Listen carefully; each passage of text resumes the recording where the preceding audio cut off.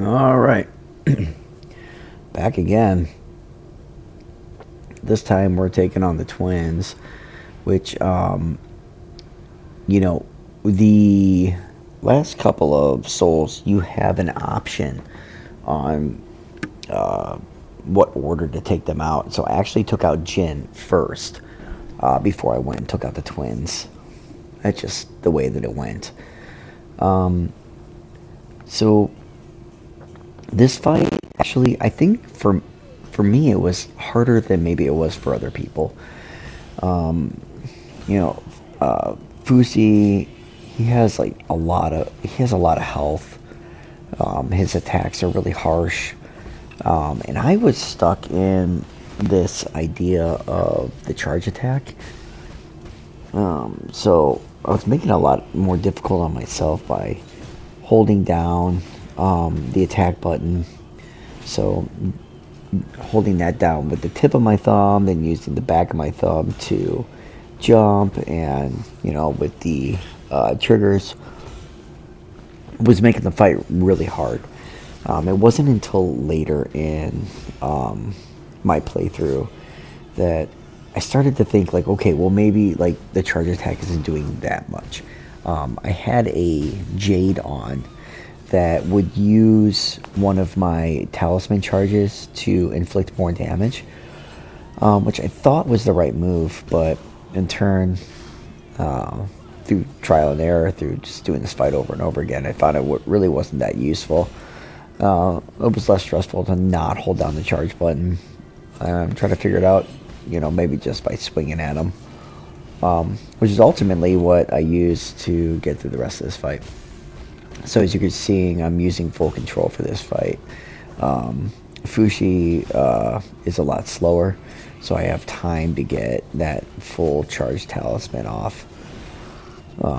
His movesets, all in all, are slow. So the first phase is pretty simple. There's not a lot to challenge you there. It's not until his sister gets involved in the last phase that you start having to be thinking about like more complex things. So like those orbs down you have to dodge, these two darts you have to dodge, in addition to all his regular attacks that he does from the first phase, which is nice because he doesn't add anything new to his set. It's more or less just his sister throwing monkey wrenches in there the entire time you're fighting. So looking for little opportunities to heal. What I ended up doing, because right there, I used one of the arrows that interrupt his imperiable attack, his red attack.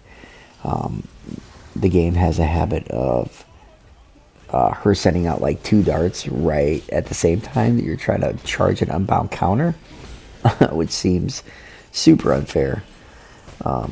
But if you throw out, like here it is again, I was able to get it. It just, the timing just worked out just enough for me to parry both those darts and get the unbound counter. But that is not typical. I can tell you that is not typical. And other playthroughs I've seen of this fight kind of, complain about the same thing. So, but it's all about just continuing to watch his moveset and dodge around this other garbage that she's throwing out there. So yeah, you gotta turn towards it, get those arrows, hit him with that arrow so that he stops, get those two darts out of the way, hit him with the full control talisman, and just keep chipping. You have to watch out for that drag attack. It's got a huge hitbox. A lot of times I was just jumping out of the way, hit him with the other arrow, which also damages him too, which is nice. That full attack, but right there, oh no, wasn't enough. And this is where you have to be super patient and not just try to spam the attack button.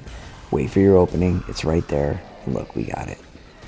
You don't want to just try to, hit the DPS as fast as you can, because it won't work. It won't work. Games like this will tell you over and over again. They'll show you through trial and error. But we got him.